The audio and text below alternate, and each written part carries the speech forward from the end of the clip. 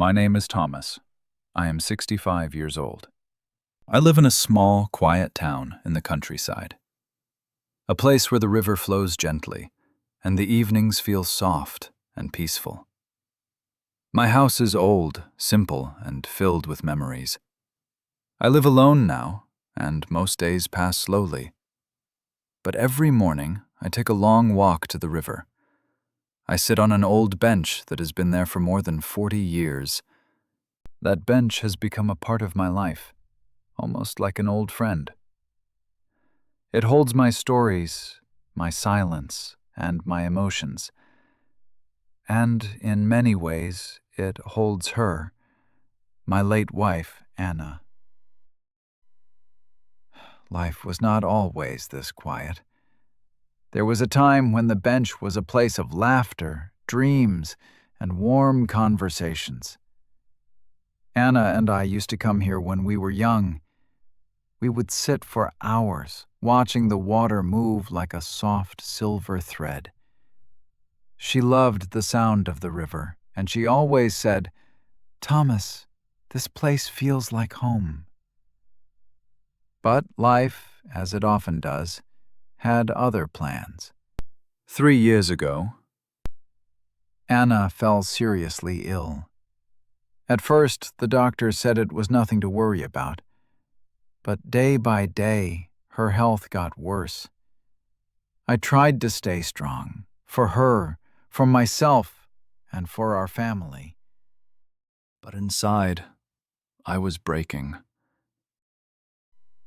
Every breath felt heavy, every night felt longer, and every morning came with fear. I remember holding her hand in the hospital, trying to smile, even when my heart was shaking. She looked at me and whispered, "Thomas, promise me something. When I'm gone, don't stop living. Don't hide. Go to the river. Sit on our bench. I'll be there." Those were the last clear words she ever said to me. A week later, she passed away. My whole world stopped. After her funeral, I felt lost. Days felt empty, and nights felt endless. I could hear my own heartbeat in the silence of the house. I would sit alone at the dining table, staring at her empty chair. Sometimes I would talk to the air, hoping her voice would answer back. There were moments when I felt like I was fading from the world. I wondered if life would ever feel normal again. I wondered if happiness would ever find me again. One evening, after months of avoiding it, I forced myself to walk to the river. My hands were shaking, my eyes were full, and my steps were slow. When I finally reached the old bench, 100 memories came rushing back. Her smile, her voice, her soft laugh, her warm touch on my arm. And suddenly, I sat down and cried, not softly, but deeply, like years of pain were pouring out of me. I felt weak, but somehow lighter. The river kept moving. The wind touched my face gently, like a quiet reminder that the world had not ended. I whispered, "Anna, I'm here." And for a moment, I felt like she was sitting beside me. From that day onward, the bench became part of my healing. I went there every morning, sometimes with tea, sometimes with nothing but my thoughts. One morning, something happened that changed my life again. Not loudly, not suddenly, but softly, like the river itself. A young boy, maybe 10 years old, came running toward the bench. His clothes were dirty, and his face looked tired. He sat on the other side of the bench and looked at the river. After a few minutes, he said, "Mister, why do you sit here alone every day?" I smiled gently and replied, "Because someone I loved used to sit here with me." He nodded slowly. Then he said, "My mother used to bring me here too, before she left." His voice cracked a little. I felt my heart tighten. We sat there quietly for a while. Two strangers, two different stories, but the same quiet pain. After some time, he stood up and said, "Thank you for sitting with me." Then he ran off. The next day he came again. This time he brought a small sandwich and said, "We can share." We talked a little, about school, about dreams, about life.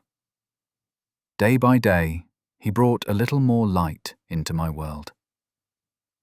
And I think, without realizing, I brought some light into his. People in the town started noticing. Some would smile when they saw us sitting together. Others would wave or greet us warmly. Soon, more people began visiting the bench. An old woman walking her dog, a young couple who liked the sunset, a man who loved fishing. One afternoon, a middle-aged woman approached me. She said, "Thomas, I see how you talk to people here, how you listen, how you comfort. You have a gift. You make others feel less alone." Her words surprised me. I'd never thought of myself like that. But slowly, I realized something important. The bench wasn't just healing me. It was helping me heal others, too. People started sharing their stories with me. Heartbreak, family issues, broken friendships, lost hopes. And I listened. Not as a wise man, not as a teacher, but simply as someone who understood pain. That bench became more than wood and metal. It became a small place of healing, a place where strangers felt safe. One evening, as the sun dipped into the river, the young boy, whose name I later learned was David, sat next to me and said, "Mr. Thomas, I like sitting with you. You make me feel better." I placed my hand gently on his shoulder and said, "You make me feel better too." That day changed something deep inside me. For the first time in years, I felt alive again. I felt needed. I felt like I had purpose. Now, every morning when I sit on the old bench, I smile. I still think of Anna. I still miss her. There are days when the memories make me cry a little. But the tears feel softer now, warmer, almost peaceful. I understand something now. Sometimes, healing does not come from forgetting. It comes from remembering. Gently, honestly, and with love. Life will always give us pain, but it also gives us people, moments and places that help us stand again. This bench, this river, these strangers who became friends, they saved me. And I think Anna knew this would happen. She always believed in kindness, in connection, in staying open to life. Today, when someone sits beside me with a heavy heart, I listen. I offer a few simple words, or sometimes just silence. Because sometimes silence heals more than advice. If there is one thing my journey has taught me, it is this. You don't heal by hiding. You heal by living, by loving, by remembering, and by sharing your heart with others. Even the smallest place like an old bench by a river, can hold the power to bring peace if you open your heart to it. And maybe, just maybe, someone you lost is still with you, not in body, but in memory, in love, and in the quiet places where your soul goes to rest.